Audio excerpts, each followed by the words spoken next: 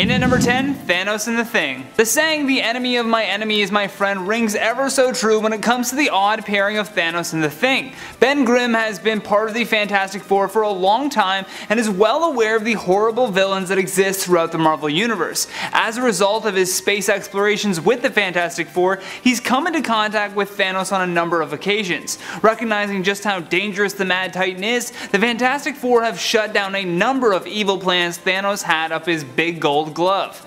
However, during the Secret Wars timeline, the narrative between the Thing and Thanos kinda changed. At the start, Ben Grimm was acting as the vast wall to protect the God Emperor Doom and was in charge of keeping out the people who sought to overthrow him. However, in comes Thanos, who took a different approach to breaching the wall. Instead, he leveled with the Thing and helped him escape this boring service of just acting like a wall. Thanos reminded Ben that the world was not right and that it needed him. Whether or not these words came with ill intentions, it was still a superhero supervillain team up against Dr. Doom that you wouldn't believe would ever exist. In at number 9, Dracula and the X-Men. The X-Men and Dracula have gone head to head on a number of occasions in the past. The Lord of Vampires even attempted to force Storm into marrying him. Gross.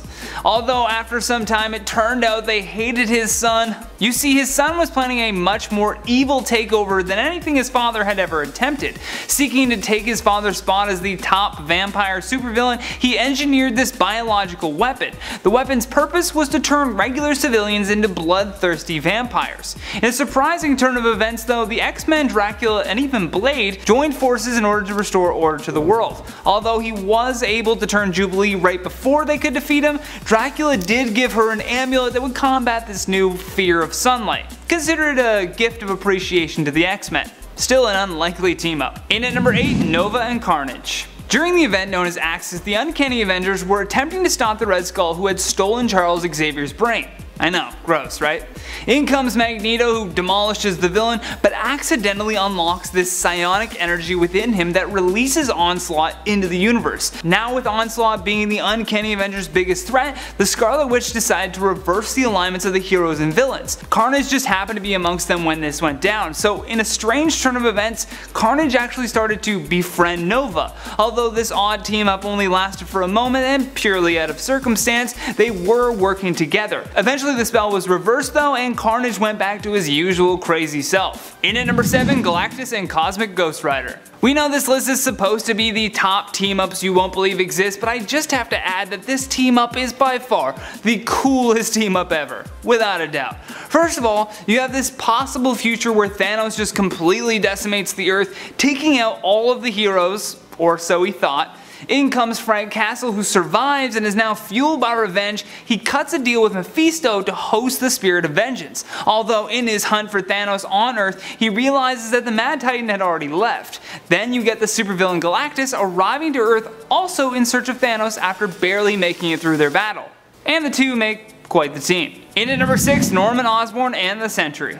This is a team up again that only really occurred out of pure circumstance. When learning about the details, you actually really start to sympathize with the Sentry and his inner struggles. After the final battle of the Secret Invasion, Norman Osborn swooped in, dispatching the Skrull Queen to be viewed as a national hero. Now with this prominent position in the public eye, he was made the new director of S.H.I.E.L.D. In this position, he formed what was known as the Dark Avengers. The majority of the team was comprised of villains, with the Sentry being one of the few superheroes who agreed to stay. You see, Norman had convinced Bob Reynolds that he understood his internal battles with the Void. Not only did he show the Sentry compassion, but he promised that he could help him keep control over it. Number 5, Spider-Man and Spider-Man and Spider-Man. You know, I can't do a Spider-Man list without touching on the Spider-Verse, and more specifically, the film Into the Spider-Verse. One of my favorite storylines within this Spider-Man comic, Spider-Geddon, involves the exploration of alternate Spider-Mans. I love how much this storyline has come to embrace the idea of multiple spider people, or spider totems as they are often referred. All of these team-ups are linked by the idea that there are an unlimited number of universes, all connected by spider totems, different versions of Spider-Man, who are stationed in their own universe and are responsible for protecting it. Great threats to the multiverse, however, often require our alternates to take part in mass level team-ups in the comics. If you are more a fan of the Marvel Cinematic World, you will perhaps be more experienced with the very loose adaptation of the Spider-Verse storyline, Spider-Man Into the Spider-Verse, which was released in 2018, and experienced much critical and financial success. And if you aren't familiar with this film, like, you need to be. It's one of my all-time favorite movies. Number 4, Deadpool. On the opposite team-up side of Wolverine, we have Deadpool, who has a similar writing style to Spider-Man, though much more of his material could be considered more adult or crude. Not only have these two teamed up multiple times, and both have been Avengers, but they also have their own entire series together. And it's hilarious, as you may have already predicted. Spider-Man/Deadpool tells the story of Deadpool seeking out Spider-Man's help and confessing that Spider-Man has always been a role model. Cute. Eventually, Wade wins Spider-Man over despite the fact that Spider-Man does seem to often get annoyed by Deadpool's antics. The two take down all sorts of villains, including the first semi-big bad, Patient Zero, and complete all kinds of heroic acts together, including, but not limited to, saving Christmas. Number 3. Cast of SNL. I could explain this comic in full to you all, but I kind of feel like it would ruin it. This team up comes to us from the Marvel Team Up Series Volume 1, Issue 74. In that issue, you can see the cast of SNL, as hosted by none other than Stan Lee, team up with Spider-Man to fight some samurai. Yep.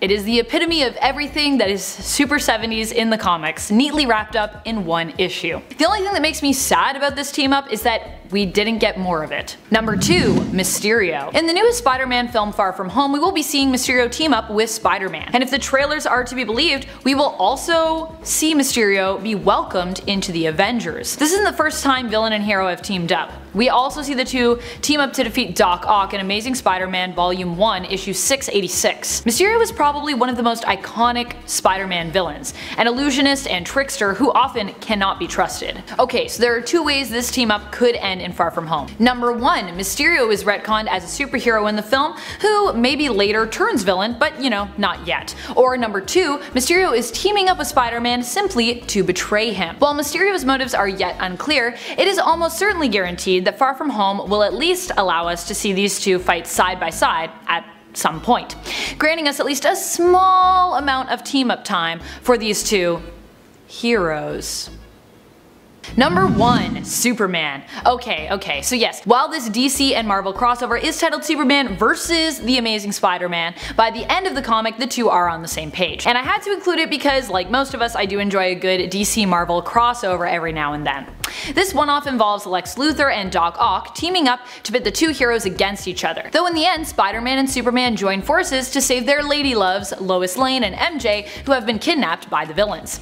And of course, they prevail, save the day, and you know, end up as buds. Starting us off in at number 10, Spider-Man and Zatanna. This team up occurred in a Marvel Team Up comic. We're talking Marvel Team Up issue 81 from 1979. We're talking Marvel Team Up issue 81 from 1979. It saw Peter Parker's web-slinger teaming up with the daughter of Satan, Zatanna. Creative name there, Satan.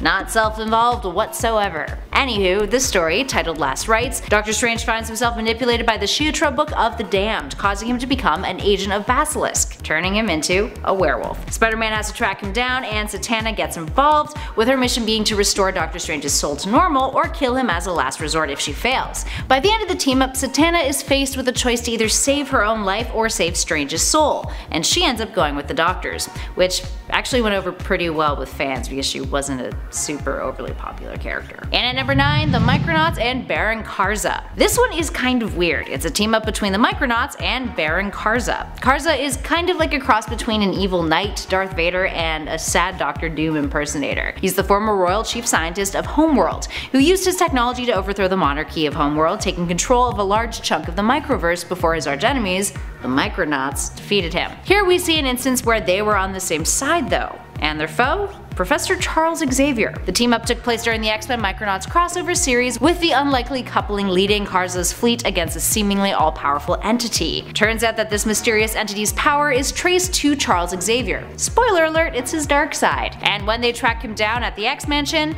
eventually this entity turns the mutants against the Micronauts, apparently kills a bunch of people, and Kitty Pryde and Karza sort of accidentally switch bodies. Things get weirder and devolve into the entity trying to rape Kitty, who is actually Karza, and this evil Xavier entity gets pervy with Danielle Moonstar to the point where he's actually psychically fondling her. Like, not even joking. The story ends with Xavier being the one who kills off the entity, although claims that the darkness inside of each of us is never fully gone, even when defeated. Ooh. Can we just talk about how an aspect of Xavier's personality just got real evil and pervy and everyone was like totally cool with that, with him being like, I fixed it, don't worry guys, but it's still there deep down. Like, how are the X-Men not being like, yo, this is kind of Moving on to number 8, Dr. Doom and Namor. Namor, despite having quite antagonistic qualities, definitely qualifies as an anti-hero. So it should be no surprise that he was the hero side of this very first team-up in Marvel's Supervillain Team-Up Volume 1, Issue 1. The story starts with Namor getting huffy and calling off their alliance,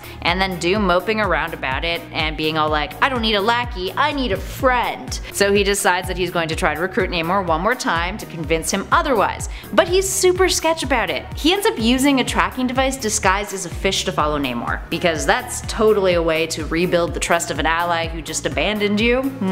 Despite this, they team up again and all is going fine and dandy until Namor witnesses Doom executing one of Atoma's defenseless lackeys in Supervillain Team Up Issue 3, causing the two of them to get into a big brawl in Supervillain Team Up Issue 4. Sometimes you just gotta reel it in a bit, Victor. Come on dude, just take a step back. Don't be weird about it. And at number 7, Adam Warlock and Thanos. Adam Warlock and Thanos have had a long-running history of being adversaries, but once upon a time the two actually worked together. In his earlier spacefaring days, Adam would come across the Universal Church of Truth, an intergalactic religious organization led by a villain named Magus. Teaming up with Pip the Troll, Gamora, and her adoptive papa Thanos, the group opposed Magus, and then discovered that Magus is actually a future version of Warlock who had traveled back in time and was forced insane by the use of his soul gem. With the Mad Titan's help, he travels into the future and steals his own soul in an attempt to prevent his evil self from ever existing, effectively killing himself. It wasn't until after all that Warlock and Thanos would clash, with Thanos getting his mitts on the other Infinity Gems to cause havoc.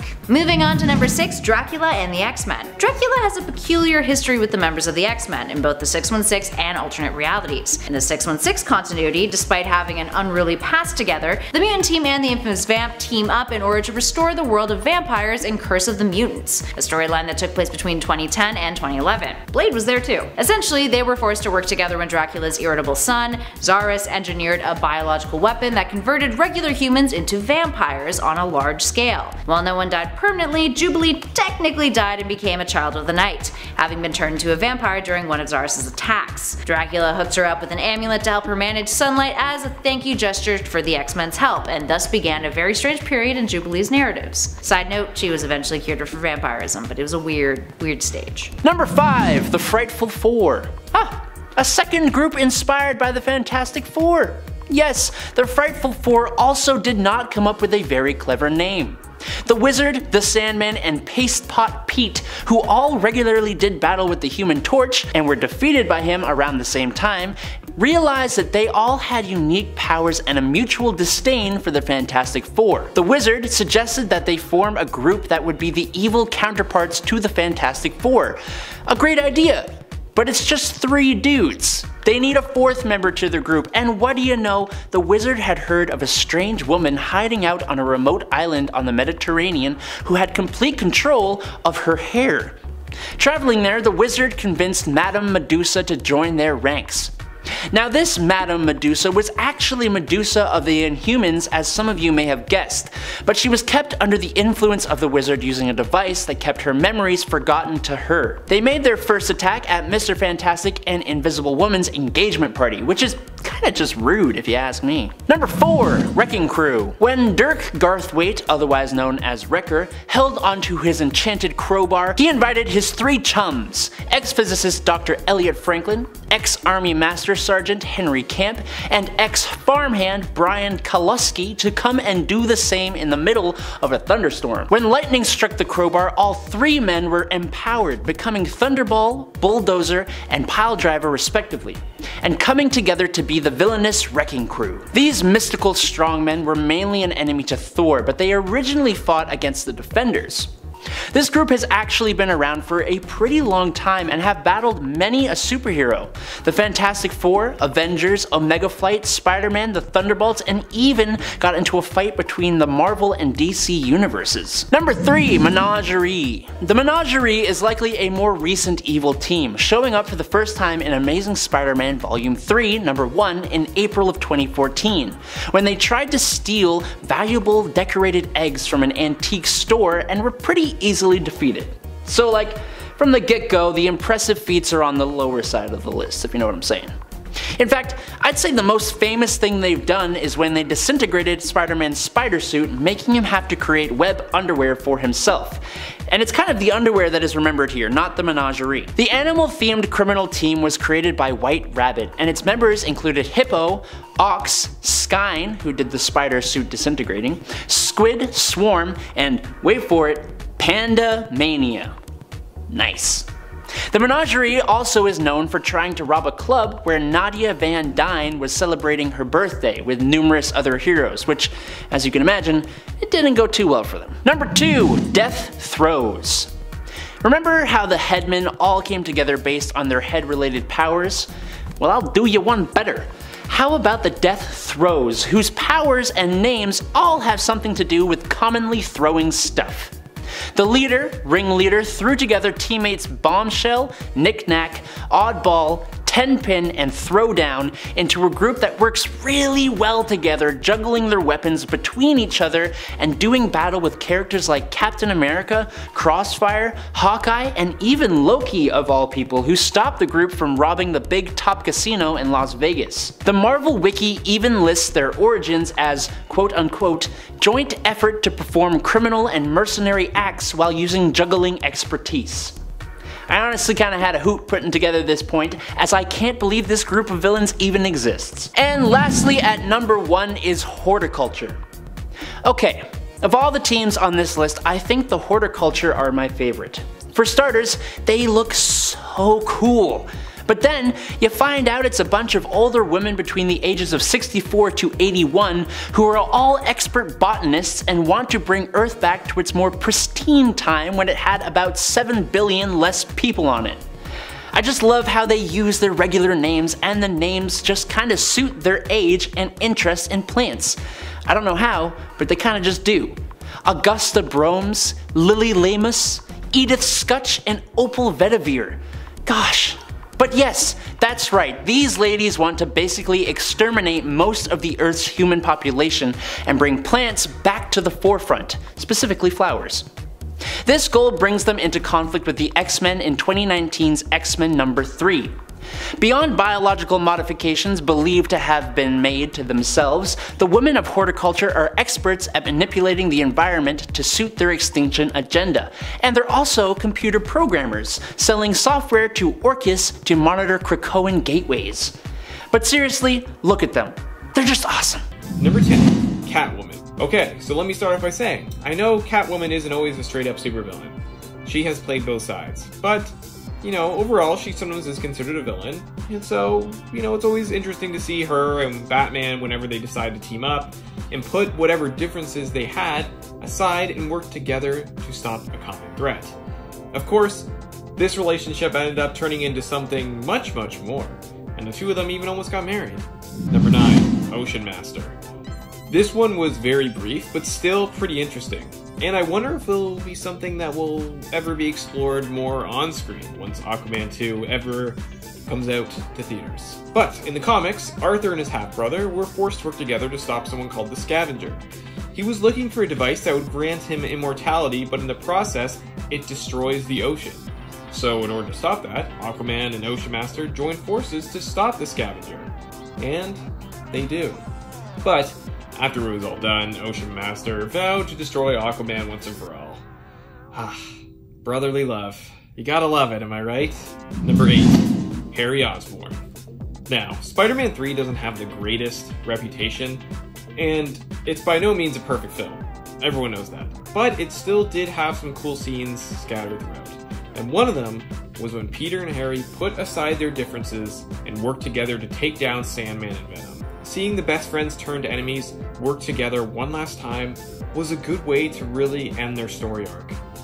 Their relationship was one of the best things about the trilogy, so fans were really happy to see it end in a satisfying way. And of course, good thing the two of them did work out their differences, because Harry was unfortunately killed during that battle after being stabbed by Venom. Number 7. Alice. Alice and Kate Kane have a complicated relationship. I mean, considering, you know, they're sisters. While the show Batwoman isn't perfect, one of the best things about it is the dynamic between Kate and Alice, and that was especially true when they were forced to work together in Season 1, Episode 16, titled Through the Looking Glass. Kate is forced to work with Alice to break Mouse out of Arkham Asylum. Seeing the two of them work together and break into Arkham was very cool, and seeing how their distinct styles clashed. I mean, Kate made sure that Alice wouldn't kill anyone, which Alice usually likes to do. Of course, it ends with Kate double-crossing her. But hey, it was still cool to see it while it lasted, and that dynamic is something fans are really gonna miss, since Kate is no longer going to be in the show in Season 2. Number 6. Lex Luthor. During the Crisis on Infinite Earths crossover event, Lex Luthor kills Brandon Routh's Superman and makes himself the Paragon of Truth. And because of this, he now has to work with the 6 other heroes, / Paragons, to save humanity and stop the Anti-Monitor. Oh man, the whole sequence was pretty amazing to watch, because absolutely no one trusts Lex Luthor. But they need him. They need all of the Paragons in order to succeed. Kara, of course, never wants to let him out of her sight, so we get very memorable scenes between the two of them, and even a crazy fight scene because Lex gave himself powers using the Book of Destiny. John Cryer has really done a phenomenal job as Lex Luthor, and I really hope he guest stars on the new show Superman and Lois. I mean, we need to see him and Tyler Hoechlin's Superman interact and take on each other. It would be so cool to see. We've had hints of it during Supergirl, but we've never actually seen them together, so I'm really excited for that possibility. Number 5. Sentry and the Dark Avengers. Okay, granted Sentry is a part of Norman Osborn's Dark Avengers, but he's probably the only member that you could, outside of the Dark Avengers, consider a hero when it comes to the assembly of this once villainous team. What's more scary than Sentry on a regular hero day? Sentry under the control of Norman Osborn. Sentry, when he joined the Dark Avengers, believed he was guilty for the death of his wife, and because of this, his moral compass is somewhat misaligned and off-kilter. He doesn't really see anything he's doing is wrong, and tries to be a hero during these dark times. However, as many heroic deeds as the Dark Avengers try to accomplish, the way they go about things is often what makes them scary, and is what sometimes makes them actually unable to accomplish the true heroics that the original team of Avengers often successfully completed. Number 4. Iron Man, Black Panther, and sort of Batman. This team up originally sounds awesome in principle, but it was part of a dreadful series called Marvel that was the result of a competition between Bill Jamaas, John Quesada, and Peter David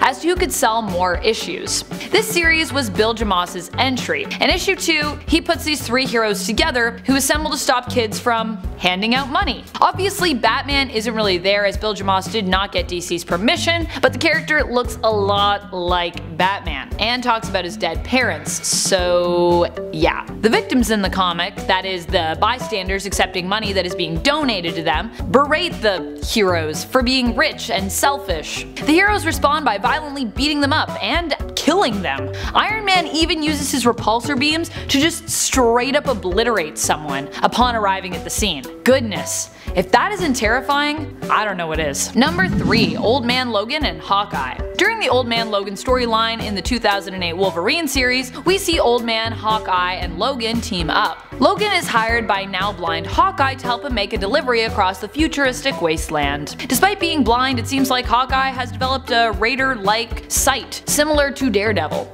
making him still a crack shot and still able to even drive. Wow. The two come up against all sort of supervillains, including a T-Rex from the Savage Lands that is bonded with the Venom symbiote. Yet still, this deadly duo doesn't quite get everything right in the end. It turns out the delivery Hawkeye is aiming to make is 99 vials of super soldier serum in a now grossly unsuper world. He is supposed to be delivering the vials to someone who wants to create a new team of Avengers, but he gets double crossed and murdered in the process, and almost gets Logan killed too. Whoa. Number 2. Eminem and Punisher. While I was actually kind of excited when I first heard about this team up, I was unfortunately let down by it. Eminem is a huge superhero fan, in case you didn't know, so seeing him team up with the Punisher could be interesting and awe-inspiring. The standalone team-up series was originally slated to be a 2-parter, but it ended up just being a 1-issue, probably as a result of it being kind of a letdown. The duo are terrifying together and spend part of the comic beating up on one another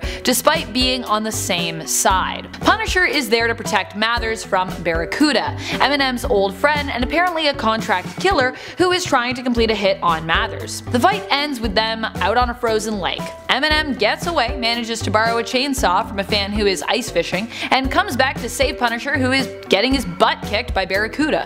The comic ends with Punisher turning on Eminem for trying to kill him, but he only shoots around him, putting him on like a floating iceberg and just tossing him a satellite phone, calling Marshall a criminal for killing Barracuda and trying to kill him, but then saying that they're even. What a weird one shot. Number 1. Spawn and Batman. Oh my goodness, I wish there was more than one issue of this fantastically dark duo. These two heroes meet up in New York, where Batman is tracking an arsenal of robots who are built to use human brains as their own, as well as a ton of weapons. He runs into Spawn and the two fight one another, suspicious of each other, almost eliminating the other hero in the process. Eventually though, they realize they're on the same side and team up to stop the robots. One thing I really love about this team up is the way Batman is drawn. Todd McFarlane draws the iconic Spawn style artistry in the issue, and Frank Miller is behind the writing helm for this one. It truly is a dark, gritty, gruesome little one shot. Number 10. Frogman.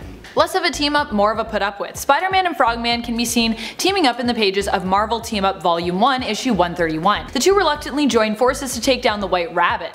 Most of this team up involves Spider-Man trying to get Frogman to stay out of trouble and out of his way. Frogman is actually Eugene, the son of former villain Leapfrog. In fact, Eugene even reuses his dad's costume. He and Spider-Man do end up stopping White Rabbit with the help of his dad, who Eugene thought was working for her, but who is secretly working undercover for the cops. Aw yeah. In the end, the reward money for her capture gets split up, and everything ends up happily ever after for everybody. Eugene even gets to feel like a bona fide hero.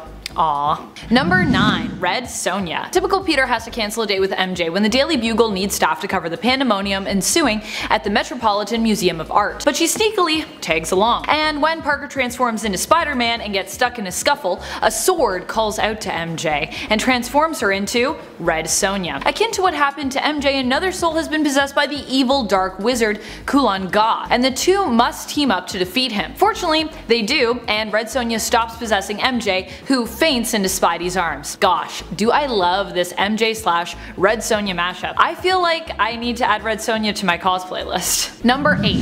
Venom. Spider-Man and one of top arch nemesis Venom have teamed up on more than one occasion throughout their history. But when I think of Venom and Spider-Man working side by side, I always think of Carnage. Another point that makes this team up so next level crazy.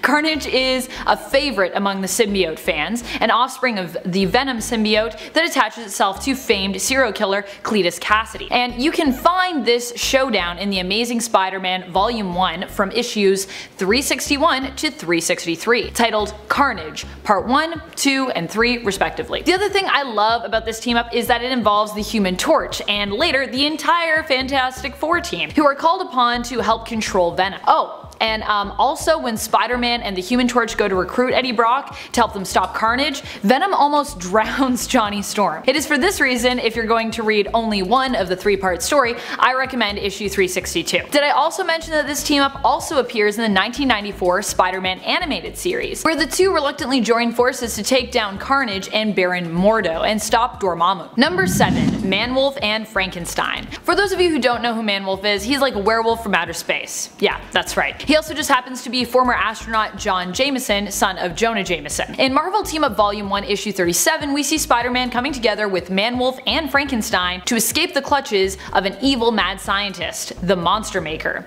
and stop his dastardly plot. This story is a fun one, especially if you are a classic monster movie fan like myself. Number 6. Wolverine. For this team up, there are a few different places we could take you, but I'd like to take you to a short comic series called Astonishing Spider-Man and Wolverine. In this little 6-issue series, we get to see these two very different superheroes team up after just getting caught in the wrong place at the wrong time. The two showed up to stop a bank robbery, only to have some time-traveling diamonds blast them millions of years back to the past. It's cute, entertaining, well drawn, and well colored. And if you don't believe me, I highly recommend checking it out for yourself. One of the things I love most about this team up is how well Wolverine and Spider-Man both clash and complement one another, and and the interlacing of both darkly serious and light comedic writing. Number 5. The Punisher meets Slim Shady. Getting into the really weird team-ups, we have the time that Frank Castle met Marshall Mathers. In this story, Eminem is leaving a concert with his security when they come across a strange man in a skull shirt in the alley. They pull their guns on him and get absolutely blown away while M makes a break for it. He's rescued by his childhood friend, the Barracuda,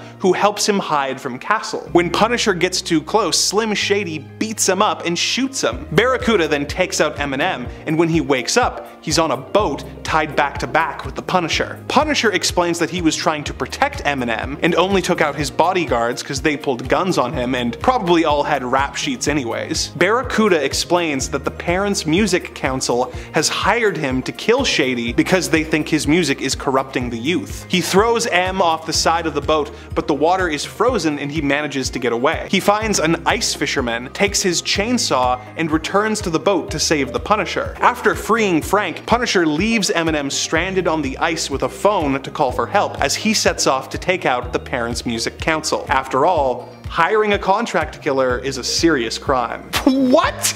This book is insane! Not just for the premise, but the fact that the Punisher doesn't do anything except get beaten up and later rescued by Eminem. But it isn't the weirdest Punisher crossover. More on that later. Number 4. Spider-Man and the cast of SNL. Live from New York, it's Spider Day Night Live! Starring Dan Aykroyd, John Belushi, Jane Curtin, Garrett Morris, Bill Murray, Lorraine Newman, and Gilda Radner. In Marvel Team-Up number 74, Spider-Man got to team up with the classic Saturday Night Live cast in one of the weirdest team-ups in the Wall Crawlers history. Peter and MJ are attending a filming of Saturday Night Live, but little do they know that the show is about to be interrupted by the Silver Samurai, whose magic ring has been sent to John Belushi by accident due to his SNL Samurai character being mistaken for the Silver Samurai. Thugs try to take over the show, but the cast keeps the show going while taking out the thugs with the help of Spider-Man, while the two samurai face off backstage. It is extra weird because the celebrity host is Stan Lee, and the SNL cast are dressing up as Marvel characters. But in a world where Marvel heroes are real,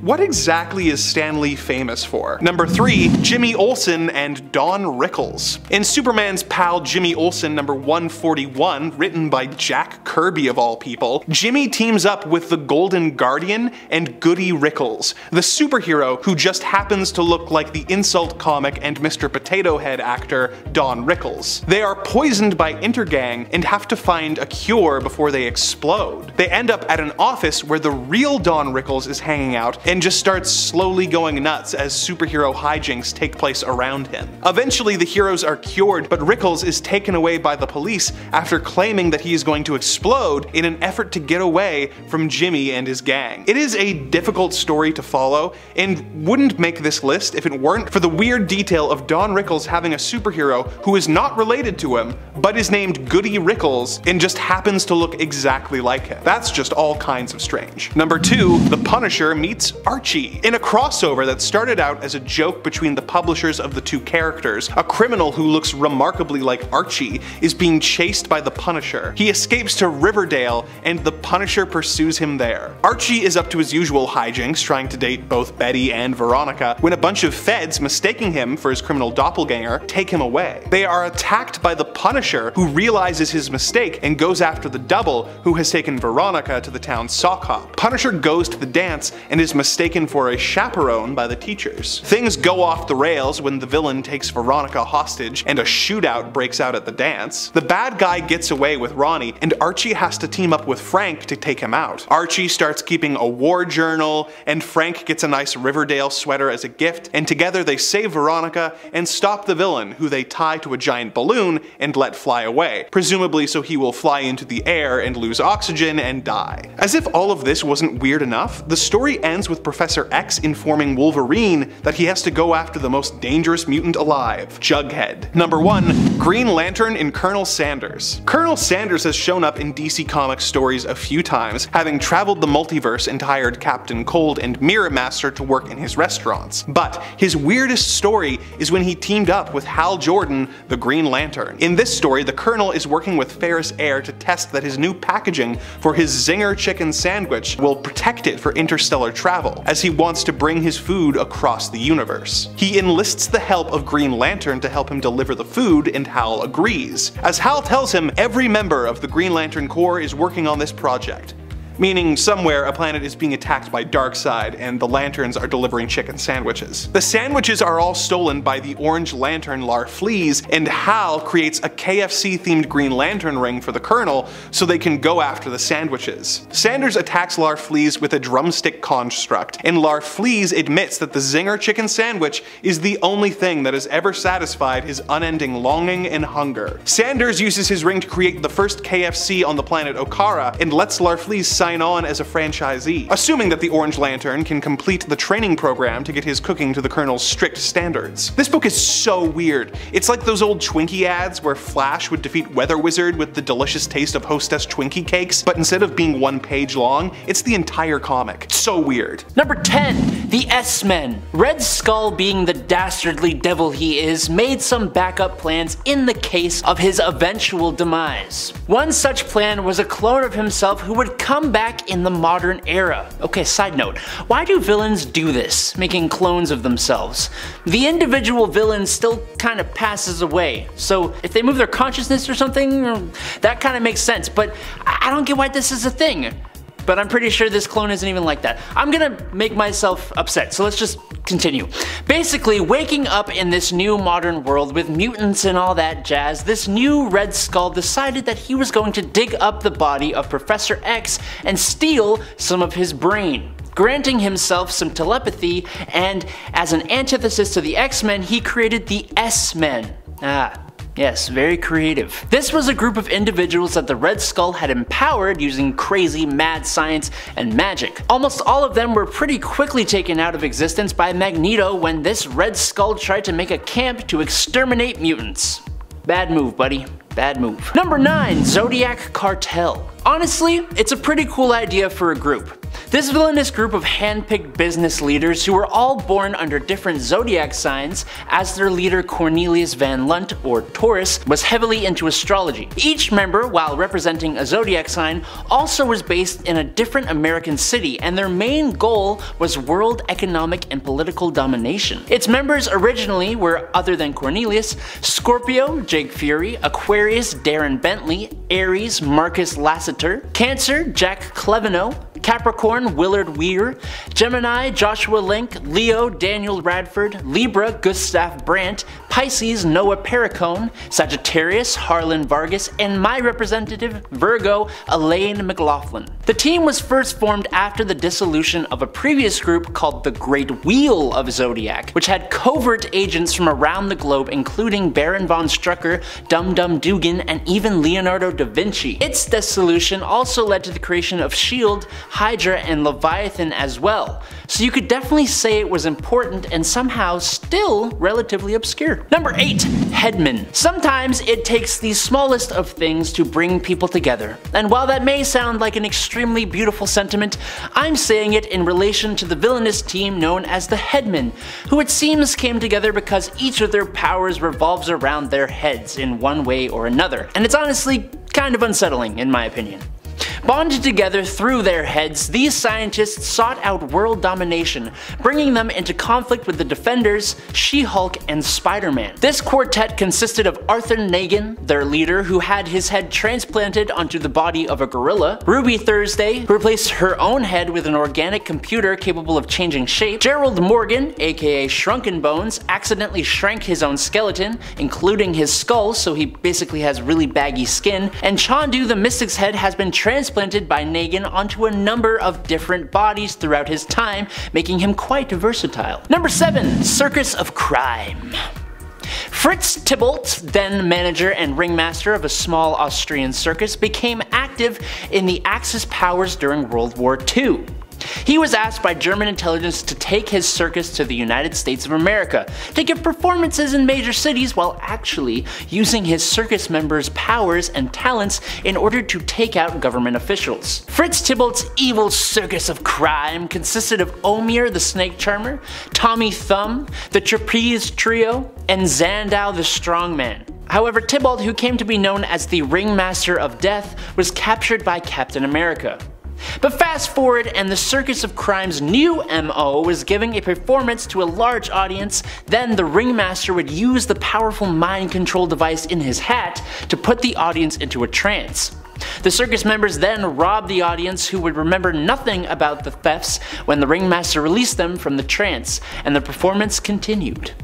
This criminal circus fought the Hulk, Spider-Man, the Hawkeyes, the Avengers, and others. Number 6. The UFOs. These villains and their cleverly chosen team names. UFOs, like UFOs, because they got their powers in space. Yes, of course. Someone get me out of here, please. Okay, the UFOs here, inspired by the powers gained by the Fantastic Four, went to great lengths trying to reproduce the same accident that gave those heroes their abilities. The attempt succeeded, but they were interrupted by Bruce Banner, who discovered their ground control facility and was able to bring the shuttle down, because he thought it had been exposed to the cosmic radiation by accident. They were none too happy, as they thought they could have been made even stronger if he had not interfered, and they displayed their newfound powers in a frankly pretty awesome fight with the Incredible Hulk, even if they lost. Vapor has the ability to alter her form into any known gas. Vector gained the power of telekinesis from cosmic rays. X-Ray has been permanently transformed into a living energy field with the power to expel forms of heavy radiation capable of hurting even the Hulk. Ironclad has been permanently transformed into organic metal steel. He has superhuman strength, durability, and the ability to decrease or increase his own weight.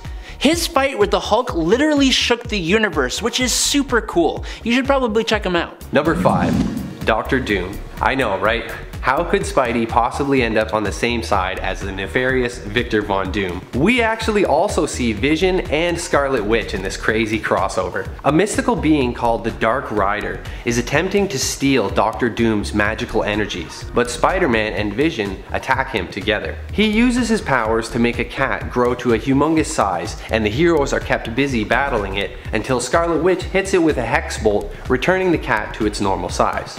Unfortunately, all this magic usage only strengthens the Dark Rider's power, and as Spider-Man and Vision watch on, Scarlet Witch realizes they'll have to help Dr. Doom in order to stop their common foe. They have an epic showdown, and Scarlet Witch stuns the Rider, but then he breaks free and incapacitates Doom and the Witch, leaving none to stand in his way. In the next issue, Marvel Team Up number 44, there's a stunning conclusion where Moondragon also joins the party. It's a whole crazy host of heroes. These team-ups are a lot of fun, and they were also a great marketing tool for Marvel back in the day. Number 4. Howard the Duck. A lot of these entries are from the Marvel Team Up series, but this next one is actually from 1996 during the Clone Saga event when Marvel had a run of Spider-Man team-ups. In this comic, we're actually treated to 2 fantastic team-ups, the first being Spider-Man and Gambit, but it's actually Spider-Man alongside Howard the Duck that I found really strange. This story crosses over with a Savage Dragon Destroyer Duck story that was in publication by Image Comics at the time. Peter Parker can hardly believe it when he overhears some bystanders say a recent robbery was committed by 2 men dressed as turtles in spacesuits. But it's really happening in this crazy crossover that incorporates the world of the Teenage Mutant Ninja Turtles. Funny enough, there is actually still debate surrounding whether or not the version of Howard the Duck from this comic is canon, with some people arguing that this version of Howard is a clone and actually exists separately from the Image Comics universe.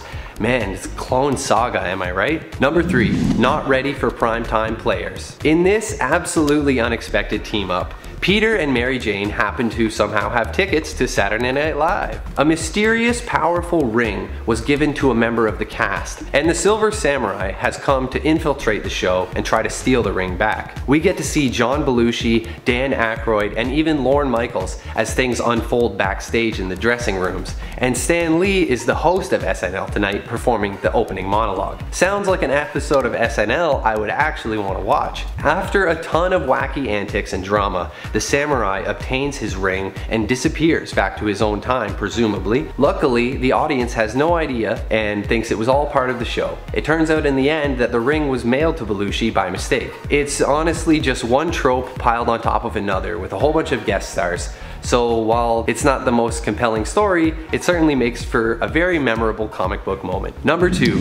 Aunt May and Franklin Richards. This crazy issue sees Spidey totally take the back seat while we go on a crazy escapade with Aunt May, the new Herald of Galactus. This issue opens with the death of Nova, and we see Galactus mourn the loss and contemplate what to do. He heads to Earth, hoping to ask Reed Richards for some help, but instead finds Franklin Richards at the circus with Peter and his Aunt May. He decides he's going to take Franklin to be his new herald, but Franklin uses his power to transfer the transformation energy from Galactus over to May Parker, transforming her into Golden Oldie, the Herald of Galactus. She's practically a sentient Twinkie in this paper-thin advertisement, but it still has a lot of heart. She collects all of the Twinkies on Earth to satiate Galactus, but it simply isn't enough, and eventually she finds an entire Twinkie planet, which Galactus promptly devours. Then May comes on back to Earth, and Pete wakes up at the end discovering it was all a dream.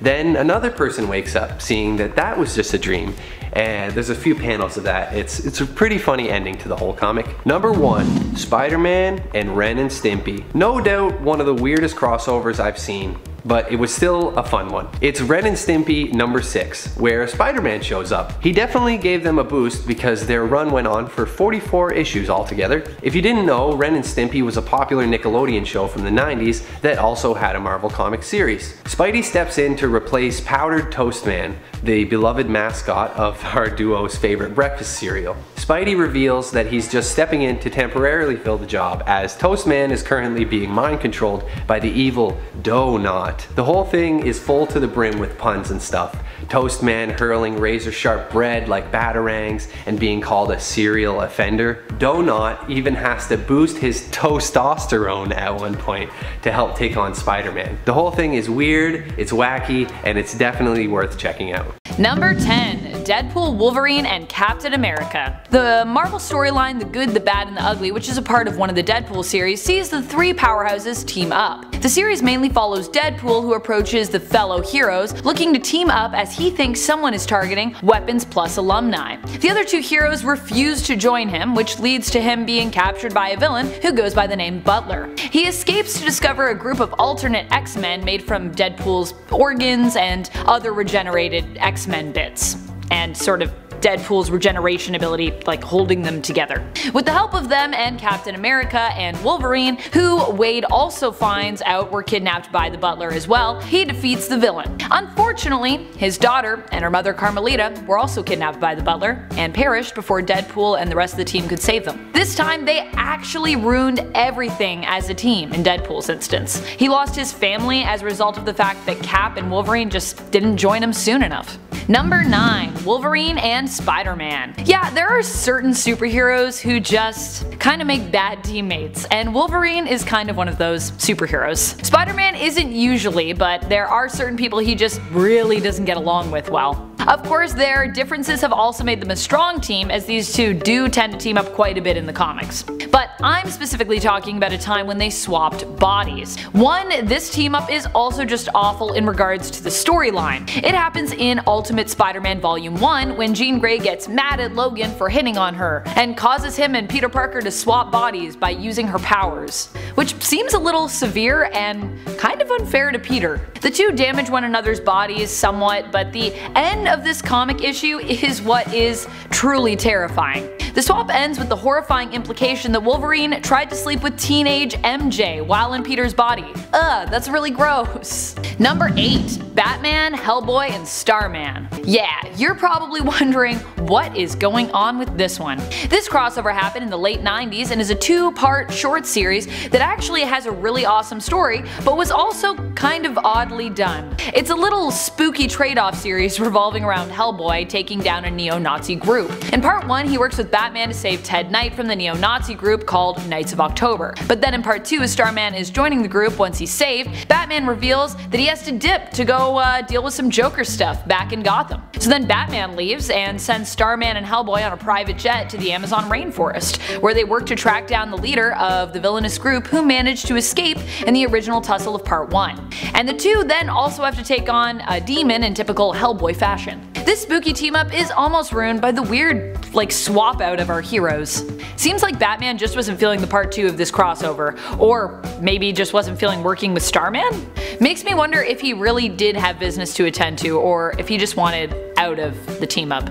Number 7. Punisher and Archie. Yes, this really happened. This team up sounds like it was a terrible idea, but it actually sold fairly well, despite most people thinking it was a joke when it was announced. The Punisher is employed by the government to hunt and capture, not kill, Red, a drug dealer who looks similar to Archie. Red escapes the Punisher and attempts to lie low in Riverdale, where he uses his legitimate business connections to finagle his way into Hiram Lodge's mansion. The Punisher tracks Red down to Riverdale and thinks he spots him in an ice cream shop, but he's really spotting Archie and Jughead. However, Punisher's team isn't the only one tracking Red. Another group is also tracking him, one that is comprised of thugs who aim to kill Red before he can be caught and potentially snitch out the rest of the operation. They kidnap Archie and Jughead before Punisher can get to them. Meanwhile, Veronica takes Red on a date to the school dance in an attempt to make Archie jealous. Eventually things all work out and Punisher figures out who the real Red is, and even thinks Riverdale is pretty nice and that Archie is a pretty alright kid. He leaves with his bounty and a gift from Miss Grundy, I don't know, and later gets to resume his violent ways. And Archie goes back to his wholesome life. Well, sort of. Because now we have the show Riverdale, which definitely paints the town of Riverdale more in the vein of what Punisher originally expected. Number 6. Venom and Hulk.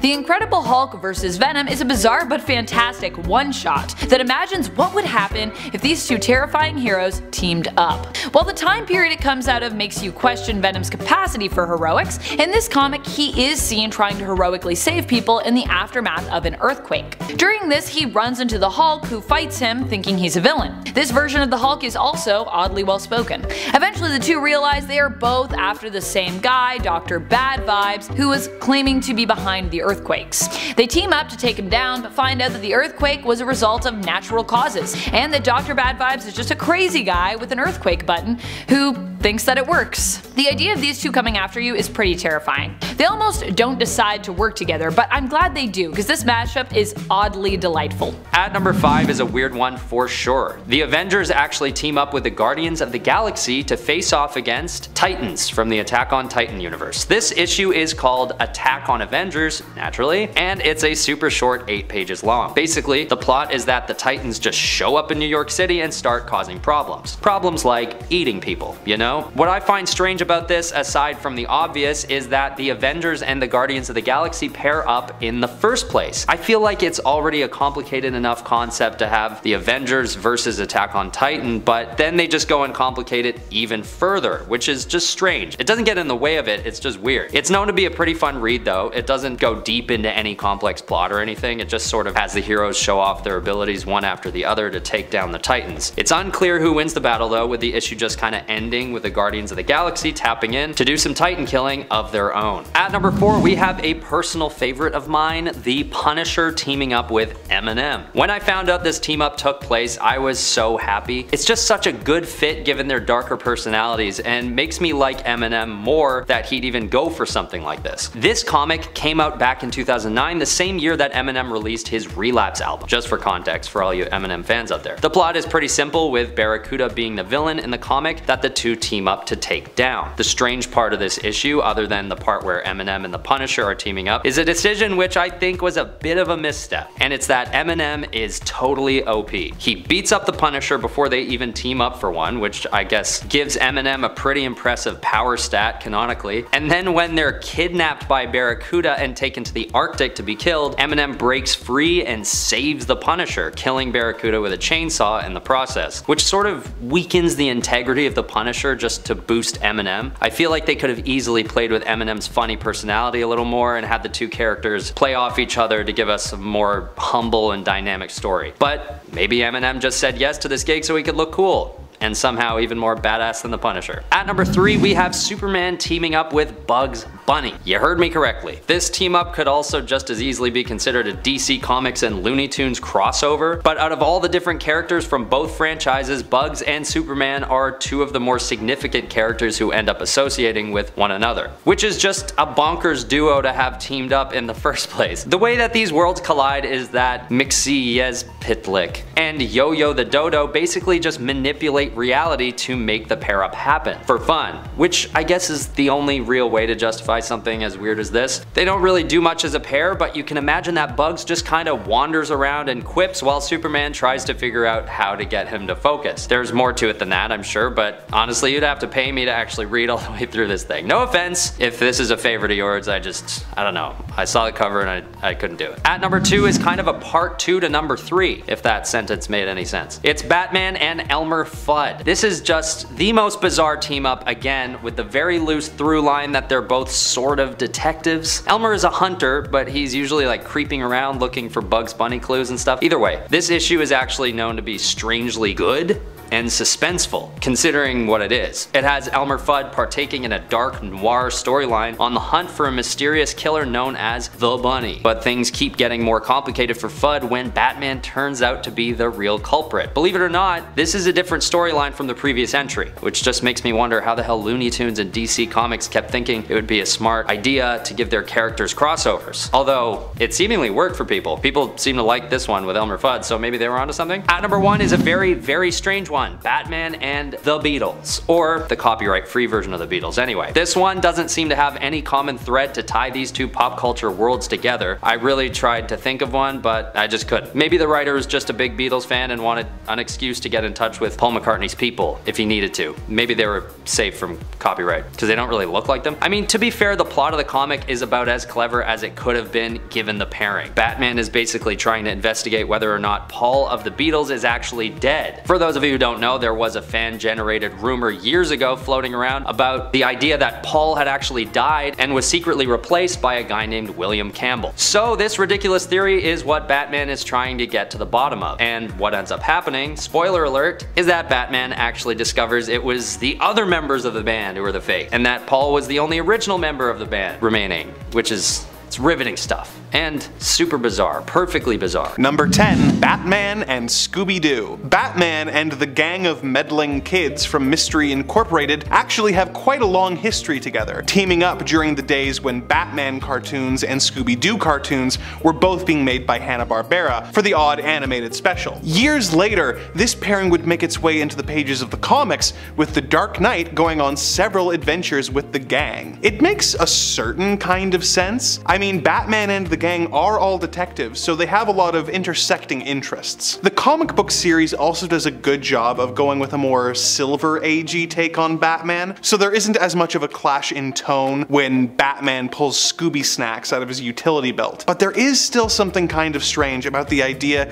that Batman would get so stumped on a case that he would call in not another detective hero like, say, Barry Allen, but would go straight to a bunch of teenage jazz cabbage enthusiasts who live in a van with their dog. Number 9. The Teenage Mutant Ninja Turtles and the Ghostbusters. When Donatello of the Teenage Mutant Ninja Turtles created an interspatial teleportation unit, he asked his brothers Michelangelo, Leonardo, and Raphael to help him test the device's capabilities. They go through the portal with their friends April O'Neil and Casey Jones and discover that the device has transported them to a different New York, the one featured in the Ghostbusters universe. They are immediately put face to face with an an evil ghost who of course is immune to their attacks and captures and possesses Casey. Thankfully, they are soon saved by everyone's favorite group of paranormal exterminators, Venkman, Winston, Egon, and Ray, the Ghostbusters. The two groups team up and the combination works better than you might expect. There's a certain joy to seeing Venkman start to get on Raph's nerves, while Winston and Leonardo bond over how difficult it is to be the most normal one on a team. Plus, seeing Leonardo swap his bow staff for a proton pack is something I never knew I always wanted to see. Number 8. Superman and Muhammad Ali. This one is perhaps the most iconic of the weird team-ups ever put to panel. One day, Muhammad Ali is in Metropolis playing basketball with some local kids, and Lois, Jimmy, and Clark set out to get an interview with him. Just as they are about to begin their interview, an alien shows up and requests the greatest champion of Earth to fight in an alien boxing match. He has an armada of ships and is going to blow up Earth if they don't accept the challenge. Clark excuses himself and Superman shows up offering to fight. Ali retorts that he will fight the aliens as he is the greatest fighter on Earth. Superman points out that that is a stupid plan because he's, you know, Superman, but Ali reminds him that he's, you know, Muhammad Ali. The alien tells them that they will fight and the winner will face the alien champion. Ali and Superman go to the Fortress of Solitude to train, and Ali teaches Supes some of his moves before they are interrupted by the aliens, who inform them that the fight will take place on their homeworld, which has a red sun, meaning Superman won't have any powers. Ali points out that Superman is in serious trouble. The two have a boxing match, and Ali KOs Superman after a few rounds and goes on to fight the alien champion. It turns out that Superman and Ali fixed the fight, and while Ali fights, Superman is taking out the alien fleet. Ali wins the match and the Earth is saved. Later on Earth, Ali reveals that he has figured out Superman's secret identity, and the two shake hands as Ali declares, "Superman, we are the greatest." It's a weird story and kinda goofy, but it has become such a classic, and the dynamic between Superman and Muhammad Ali is actually so well done that it is worth reading. Number 7. The Avengers meet David Letterman. In Avengers number 239, Wonder Man is having a bit of a problem. He has been trying to make it as an actor, but it hasn't been working out. His agent is aware of his status as a reserve Avenger and books Wonder Man on David Letterman, claiming that he will be accompanied by some of the other Avengers. Wonder Man reaches out to Vision, who arranges for himself, Black Panther, Hawkeye, Beast, and Black Widow to join Wonder Man on the late-night talk show appearance. The villain, Fabian Stanowitz, otherwise known as the Meccano Marauder, sees the promo and decides that he will also be attending. The Avengers go on the show, and Dave interviews the group, getting the bombshell that Beast is leaving the Avengers to start the Defenders, but the interview is interrupted by an attack from Fabian's machines, while Paul Schaefer keeps the band playing to keep the crowd from panicking. Fabian sits down for an interview with Letterman, surrounding them with a force field so they won't be interrupted by the Avengers or the machines. Dave then uses his classic giant doorknob prop to knock out the villain, saving the day. Wonder Man is thrilled that his heroic exploits will be shown on television, but when the show is set to air, it is interrupted by a special news bulletin and no one gets to see it. Number 6. The X-Men meet the crew of the Enterprise. Captain's log. Stardate 4740.5. The crew of the Enterprise came across an odd alien ship. They scanned it for life and saw that it was carrying 7 life forms that sensors indicated were near human. Before more information could be gathered, the ship exploded, and a giant creature calling himself the Gladiator appeared and punched the Enterprise. As the engineer, Mr. Scott, attempted to repair the damage to the shields, a group of stowaways who had beamed off the destroyed ship at the last moment came aboard. They called themselves the X-Men. So the X-Men had set off to save the galaxy, and were now hiding on the Enterprise, very confused as to how they had ended up in the future. Gambit was injured, and Beast took him to the ship's sickbay to find treatment. It was here that Dr. McCoy met Dr. McCoy. The remaining X-Men were discovered by Mr. Spock, who incapacitated Wolverine with the Vulcan nerve pinch and took the team to meet Captain Kirk so they could work together to defeat the villains. This is a fun story filled with some cool moments like the aforementioned Spock and Wolverine fight, as well as some fun character moments like Kirk trying to hit on Jean Grey. But the X-Men and Enterprise crew are an odd pair to pitch together, and the entire affair does feel pretty weird. In at number 5, Hank Pym and Ultron. Standing as one of the definitely more unique hero-villain team-ups, Hank Pym viewed his creation of Ultron as one of his greatest regrets, and after the events of Rage of Ultron, both Hank and Ultron had merged with one another. There's actually still a belief that traces of Hank can still be found within Ultron, even though he denied this when confronted by Adam Warlock in Infinity Countdown.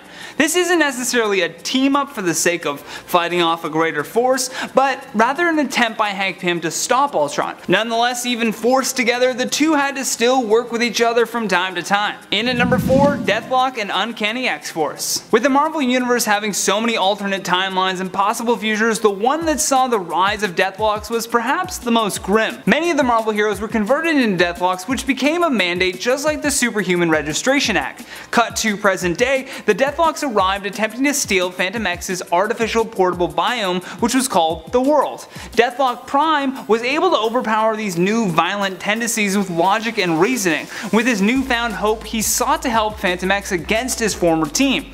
He actually succeeds in protecting the world, and as a result of his good deed, he teams up with the X-Force. Over time, Deathlock established himself as a friend of the X-Men, and even began to lecture at Logan's Jean Grey School. In at number 3, Super Skrull and Nova. This is a true tale of how just one team-up could alter a character's whole reality. See, Super Skrull had been on the receiving end of mockery by his people for a long time after failing to take down the Fantastic Four. However, during the events of Annihilation, he put this behind him in order to protect his people not just from the Annihilation Wave, but soon Ultron as well. Super Skrull could not have done this alone though.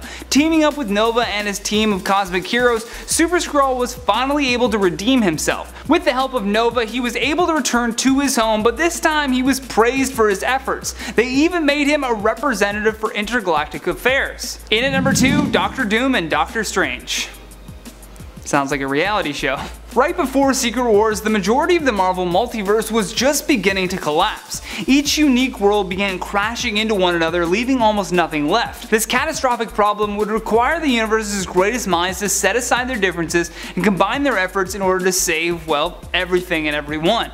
The two people we're speaking about is Doctor Strange and Doctor Doom, along with some help by Molecule Man of course. The Beyonders happen to be the cause of all of these issues, so both men decided the only way was to steal their power. Eventually they succeeded, but this also enacted the new reign of the God Emperor Doom, who put Doctor Strange as kind of his right-hand man, making Strange essentially a sheriff that would uphold Doom's new laws. Last but not least, in our number 1 spot, Annihilus and the Avengers. As we reach the end of this list, it's funny to look at how some of these villains go from such evil plots to becoming key players in assisting the superheroes. Annihilus is one of those stories. Once known as the largest threat in the Marvel Universe, he used his cosmic control rod combined with his annihilation wave to leave nothing but total destruction throughout the cosmos. Eventually Nova and his alliance was able to put a stop to this madness, but Annihilus would soon return. However, this time he was in the form of a larvae which would regrow into his previous self. Soon enough though, Annihilus was now part of the Intergalactic Councils during the events of Infinity.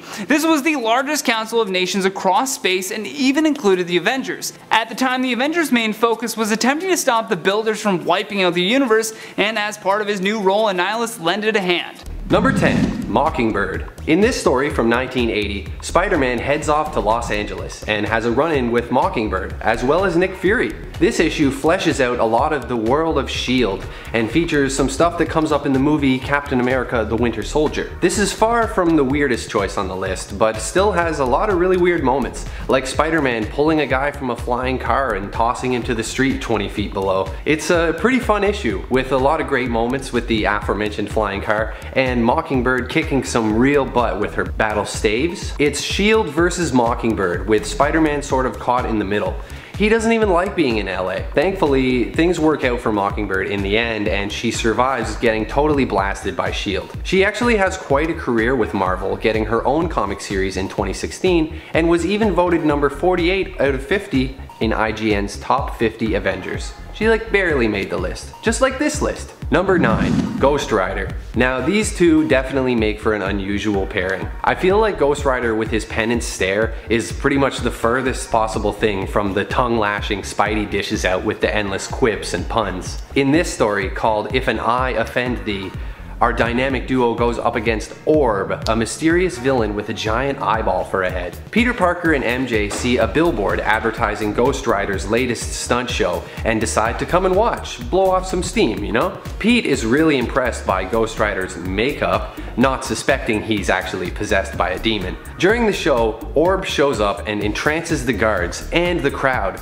just by looking at them with his giant eyeball, then attempts to kidnap Ghost Rider's girlfriend Roxanne. Ghost Rider is unable to catch Orb as he uses his hypnosis to make audience members walk in front of the Ghost Rider, causing him to wipe out on his cycle. In the stunning conclusion, they leap out of the way of a train, Ghost Rider and Spider-Man, but Orb is not so lucky and totally gets hit.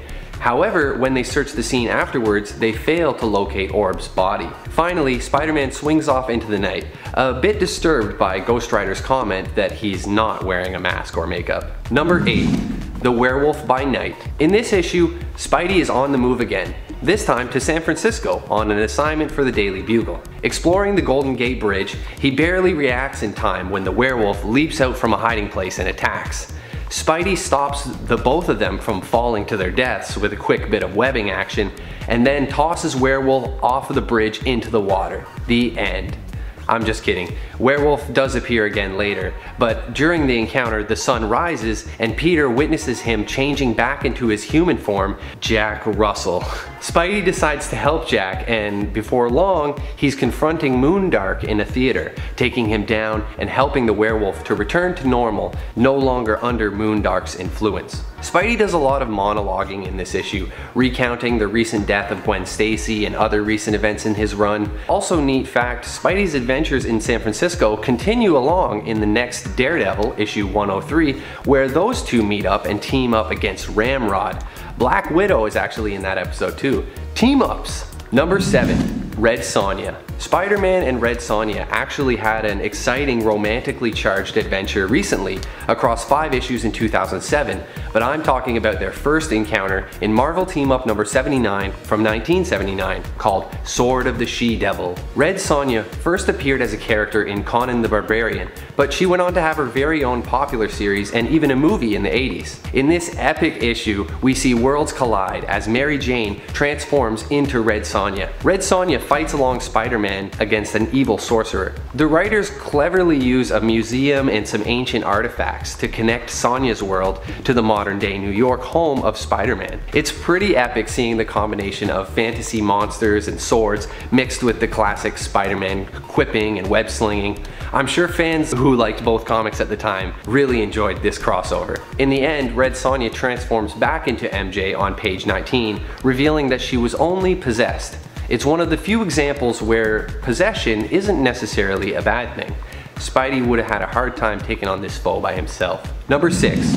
Frankenstein's Monster. This issue was definitely an attempt to boost sales and create more support for Marvel's Frankenstein character, whose run started in 1973. During this story, Frankenstein recaps his origin from Frankenstein issue number 1, and he talks a bit about his battles against Dracula in issues 7 through 11. So basically in the issue, Spider-Man gets blasted with a ray beam while he's trying to stop a robbery and inexplicably wakes up on a table next to Frankenstein. They escape from this castle and find themselves in the mountains and later rescue Judith Klemmer, an agent of S.H.I.E.L.D., on an assignment to stop the monster maker Von Schucht, who plans to rule the world with an army of monsters. Classic. Spidey and Judith sneak in the back of his castle while Frankenstein just busts in the front door, beating the crap out of anybody who opposes him. When Frankenstein finally walks into the main chamber, he sees the monster maker releasing another prisoner against Spidey and Judith, the Man-Wolf. The story is continued in issue number 37, but I'll leave that for you to discover on your own. Moving on to number 5, Hank Pym and Ultron. Oh, Hank. Oh, Hank. Come on, Hank. Hank Pym has had it rough. Most recently, he was manipulated by Ultron, appearing to have merged with the robot after the Rage of Ultron storyline. At first, it seemed as if it was a mutual decision, but as the story went on, it became clear that Ultron was calling the shots and doing the driving, so to speak. It just seems that Hank can never truly control his creation, and his weird feelings of sentimentality towards his robotic son will always result in his downfall some way. The whole thing ended with Hank getting his soul devoured by a demonic entity that lives inside of the Soul Stone in Soul World, seemingly killing him. But we're pretty sure that he'll be back, and hopefully not just as a sentient robot skin jacket. Moving on to number 4, Galactus and Cosmic Ghost Rider. Frank Castle's Cosmic Ghost Rider hails from an alternate universe in which Thanos had won and killed off all of Earth's heroes. Now during that battle, Frank Castle hits his head via debris from the Hulk smashing into a building. He dies. He ends up in Hell, where he makes a deal with Mephisto to return, making him into Ghost Rider, but when he arrived back on Earth it was too late. Thanos was gone. He roamed the desolate planet and eventually encountered Galactus, who had come into conflict with Thanos. Castle would offer the World Devourer his services and become his herald, becoming the Cosmic Ghost Rider, or more simply, the Rider. They would travel the galaxy together for centuries in an attempt to stop Thanos' quest to kill every living being in the universe, but eventually Thanos confronted them and beheaded Galactus, then offered Castle another option. If he was the Mad Titan's servant instead, he could punish more evil than he'd ever imagine. There's more to the story from there of course, but in terms of his relationship with Galactus, their partnership ended when the mighty entity's death occurred. Moving on to number 3, Avengers and Kang the Conqueror. This team up is slightly different than the others on our list. It involves trying to resurrect a character via a team up and then trying to kill one half of said team up unsuccessfully. Once upon a time, Kang the Conqueror teamed up with Earth's mightiest heroes and it resulted in the death of the woman he loved. Or rather, she kinda just remained dead because they had previously kind of been responsible for her death and he was really sore about it, sort of. So in the Avengers issue 69, Kang goes to the Avengers and informs them that the Grandmaster has put him in a precarious position. If the Avengers can defeat the Grandmaster's champions, the Squadron Sinister, he'll give Kang the power of life over death, to resurrect Ravonna, Kang's love. Now for context, Ravonna was killed off prior when the Avengers and Kang clashed, having sacrificed herself in order to prevent Kang from being killed by a traitor. Now in this story, the Avengers won, but Kang gets foolish and uses his power to try to kill the Avengers instead, and fails to do so. Meaning he just kinda has to relive the pain of his love being dead again because he failed and it's his fault she's not alive this time. It's all very sad.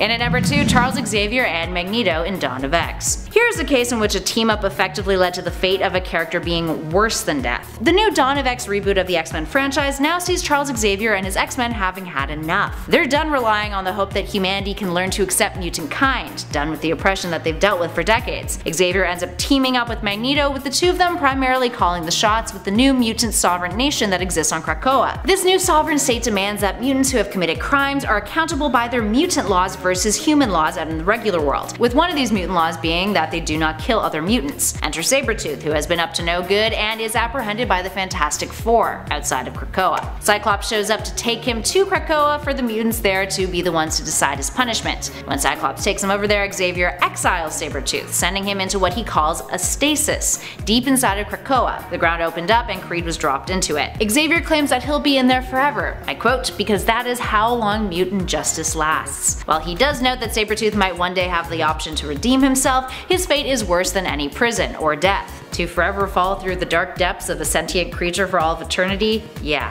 yikes. That's like kinda savage, Xavier. You tolerate that, but you don't tolerate prisons? And finally, in at number 1, everybody during Crisis on Infinite Earths. Crisis on Infinite Earths is one of the most prominent crossovers in DC history, and an impactful one to boot. Essentially, the purpose of this crossover was to reboot the DC multiverse and create a single unified DC universe. The story itself involved everyone in DC's roster, for the most part, getting involved to prevent the Anti-Monitor from completely destroying the multiverse. The Monitor, his good counterpart, tries to recruit heroes from across the multiverse to help, but is murdered. And then Brainiac tries to take advantage of the situation, but ultimately, in the end, all of the heroes and all of the villains are brought together by the Spectre to work together. Crisis is known for its surprisingly high death toll, killing off the likes of heroes such as Kara Zor-El and Barry Allen, along with hundreds of other lives that were lost in the process before Anti-Monitor was defeated. At number 10, we have Batman and Sherlock Holmes. This is the one that probably makes the most sense on this list, believe it or not, because the original Batman has always been a detective above everything, with his original comics actually being called Detective Comics. This adventure is actually number 572 of that comic series, and the pairing somehow just seems weirdly right. The only thing is that the Sherlock Holmes stories typically take place in the 1800s, well before Batman's time. So the way they make this work is by just simply having Sherlock be super duper old. Over 100 years old, actually. It works well enough, I guess. The plot is basically that Batman is facing a challenge trying to take down Moriarty and takes Sherlock's help to solve the issue. This is back in the day when Batman was still pretty peppy and fun, bringing Robin along for the ride and everything, so the pair-up kind of works in tone as well. It's a fun little moment in time that brings one of the most influential detectives of one era and pairs him up with one of the most influential detectives of this era. All this considered though, it's still weird. and I needed to put it on the list. At number 9 we have X-Men vs Star Trek. This is a very weird pairing because Marvel could have easily paired up Star Trek with another team that's more synonymous with space travel, like, you know, the Guardians of the Galaxy. But on the other hand, the X-Men do always show an interest in teaming up with and supporting humans, and they sometimes do go into space, so it sort of works. Relatively speaking, that is, in comparison to what else you'll see on this list later. But all in all, this team up is pretty fun, showing off some fun traits of both teams, like Spock using the Vulcan pinch on Wolverine before they become friendly with one another. But the fun and games subside when the teams are tasked with taking on the threat of the mutant Proteus. This team up actually worked well enough when it was released that they even got a few sequels, so there's that. At number 8 we have Batman and the Teenage Mutant Ninja Turtles. Yes, this team up actually happened. When Shredder comes to Gotham and teams up with Ra's al Ghul and they try and, you know, take over the world together, Batman naturally enters the picture. But so do the 4 Ninja Turtles. The contrast between this darker, more modern Batman and the very fun but very annoying Ninja Turtles makes for a funny combination that is known to actually be pretty good, all things considered. And something about this team up actually does feel right for some reason. Maybe it's the setting of Gotham seeming like it fits for the Turtles, and maybe also something about the dynamic of these characters. Batman does seem like the perfect straight man to the silliness of the Teenage Mutant Ninja Turtles. Regardless, it is weird, but fun, but weird, but fun, and needed a spot on the list. At number 7 is Superman and the Nesquik Bunny. So as we go deeper into the list, things are getting a little weirder, yes. This one strikes me as bizarre for sure, but also somewhat fitting considering cereal companies love to pair characters from pop culture with their brands.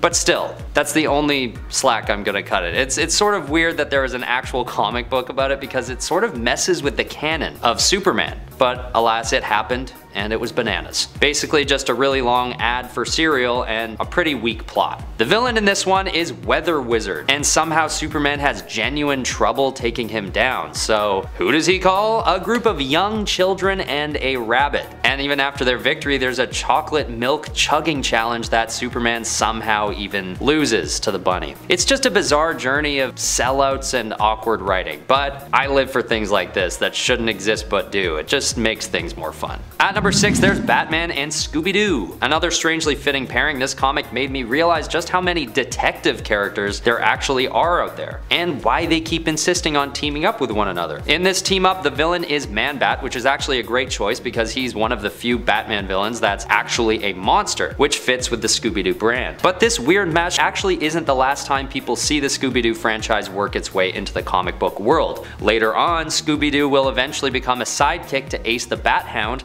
and continue to solve crimes alongside him. Although I'll be honest, I haven't checked out how those issues looked. Couldn't imagine them being able to fit in anything too dark with Scooby-Doo around, you know? They should never have to know the violence that takes place on the streets of Gotham. Number 5, Magneto. Magneto has teamed up with the X-Men a handful of times, both in the comics and films. But I think I am going to talk about the time he did it during the film X-Men Days of Future Past. It was so cool. Seeing all the X-Men in the future working together to fight off the Sentinels, and during this, we see Magneto and the X-Men have put aside their differences and started to work together in order to combat this new threat. Seeing Ian McKellen, Patrick Stewart, Hugh Jackman, Halle Berry, and all of the original cast share the screen together again was just an added bonus. And watching Magneto protect Charles and Logan from the Sentinels was awesome. I mean, he sacrificed himself. I mean, it's kind of crazy, especially when you consider how they were the last time we saw them in X-Men The Last Stand. And just all the times they fought during the trilogy, like... But it was really cool to see how far they came as characters. Number 4, Loki. Loki. I love when he teams up with Thor. Now, this has happened a few times during Thor, Thor the Dark World, and Thor Ragnarok. But the best time was during Thor Ragnarok, when they were forced to come together to prevent Ragnarok and save Asgard. This also introduced the world to the amazing Get Help scene, which showed us just how cool and fun it was to have them team up. Of course, the sad thing is, we will probably never see it again.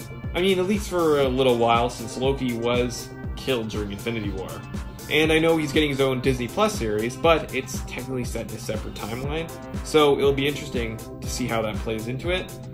But Thor will probably not show up in the show anyway. Right away, maybe he will eventually, and maybe we'll see them in future films someday again. Who knows? Loki is sneaky, so I never count him out. Number 3, Kingpin. In one of Daredevil's greatest stories, Matt Murdock is sent to prison and everyone knows he is Daredevil. So, he is in prison with all of his greatest enemies. During the comic, titled The Devil Inside and Out, Matt is forced to work with Wilson Fisk in order to survive, and the result is a very entertaining series.